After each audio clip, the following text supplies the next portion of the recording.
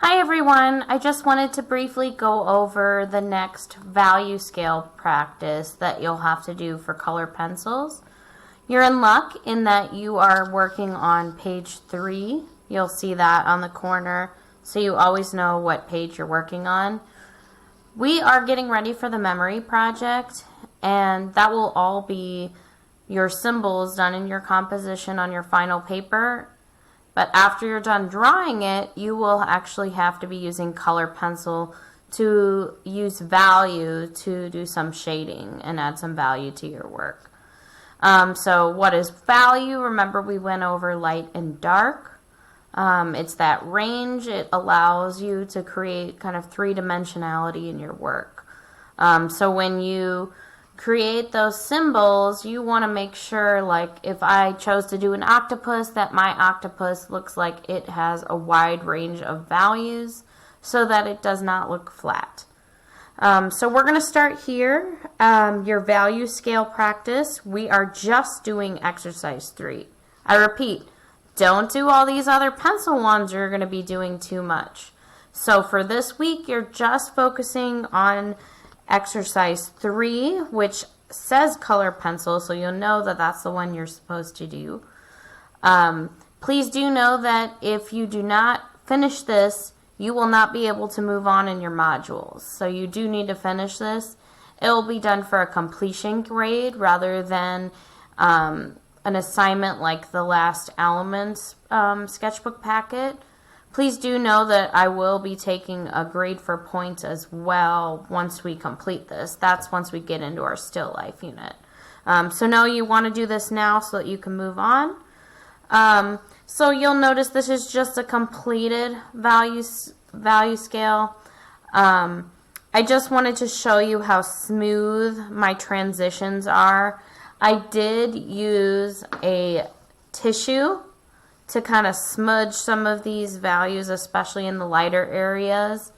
Be careful about smudging too much. If you smudge too much, you'll kind of create areas of like white that you don't really want. Also know that for this assignment, you're going to need to use a dark blue. It's easier that way. It shows up. You'll have an easier time doing it. I would just take my word for it. You have the color pencils in your art kit. So you'll probably need that, possibly a sharpener. Remember that was something on your required list. So I'm just going to do this really brief so that you've seen the example. I just drew a little value scale and I put some pointers on here. Make sure you guys can see this. Okay. So I do have a video posted of a lady that actually did a really nice job actually going step by step through this process. I'm just going to give you some pointers so that when you go back and you watch both videos, it's going to make a lot more sense. So there are a couple rules of thumb that you definitely want to do. So I said use the dark blue. Kind of a good trick is to start with your middle values. So I always say do little circles and just go really light right in that center. There's no little areas where it's little boxes, so you know that you're going to be layering. So I try not to leave any white space. We call those steps when you kind of start seeing little smudge marks and little areas where the color's not applied evenly. To make it easier for yourself, what I would do is do very light circles, even for when you're starting to head over into your darks. Notice how I'm using the side of the pencil. That's super important when you are doing your value scales. So I work right up next to the edge. And it's okay that it's getting a little bit darker. Remember that you are controlling your value by how much pressure you are putting on your paper. So don't push too hard or you'll end up making a hole in it. I'm just trying to apply an even layer all the way through, all the way until I get to my darks. So hear this again, for your darks, you're not just going to start going really dark at the beginning. You're going to slowly want to layer all this area up. I like to make sure I cover the area before I move my pencil on to another area. Meaning I'm not going to just start working here if there's still white space. So I want to go edge to edge and make sure that there's not areas of white that I've left. So you'll be covering this whole area, that middle value, and then once you're ready and you filled in this whole area here, that's when you can go back and you're layering and you're applying a little bit more pressure. The other video talks about the idea of burnishing. That's kind of where you create almost that glossy kind of look that you'll see in my finished one. Please do know that I did not build up to that right at the beginning. I used layer after layer, and then I went back and I added some thicker marks. And notice my pencil kind of tips up a little bit on the darker ones. As I get lighter, you're going to want to go very, very, very light, where your pencil is almost horizontal, just like your paper. Just some tips and tricks. Notice how at my medium I accidentally made a little bit of a line. Don't leave any lines like that. You're going to have to go back and smooth it out so that you don't have what we call steps. So go lighter.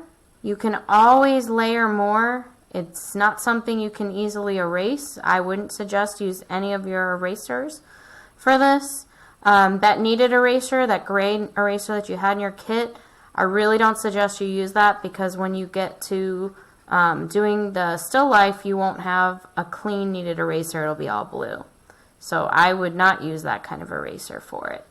So I'm not going to do this whole value scale here, because I have also given you a video of someone walking you through the entire process. But I did want to give you some pointers. So I actually on here, I'll put a screenshot in your modules for just some pointers. I said use the dark blue first. Don't use the point. Why wouldn't I want to use the point? Look what happens. It's really uneven. That might work, I guess, if you're doing the dark values, but you start to see kind of lines where you've done the dark. So if you want an even color, you have to make sure you're working sideways. So you're really just adjusting your pressure. Another thing that I would suggest is always start with your middle value, since you don't have these little squares that you have to fill in. Put the medium amount, and you may happen to go back over your medium and layer a little bit more. But I would not do that until you've already established these darker to medium tones. I'm trying to think if there's anything else. I feel like that might be it, using the side of the pencil. For these lighter pencils, you can also watch in her, in that other video. That might even be too dark. If you want to smudge a layer between something, like you'll notice right here, kind of created a step. If you don't want to have to go back and erase, you can just take a tissue. I suggest that more than a finger, because your finger may be dirty. Up to you. Now, I caution you to not over smooth it out, because you see now it's kind of hard to see the value there. So even if you're going to smudge it, that might get rid of these lines, but it wouldn't necessarily be the finished product. So you still will want to go back over and kind of layer where there's actual pencil.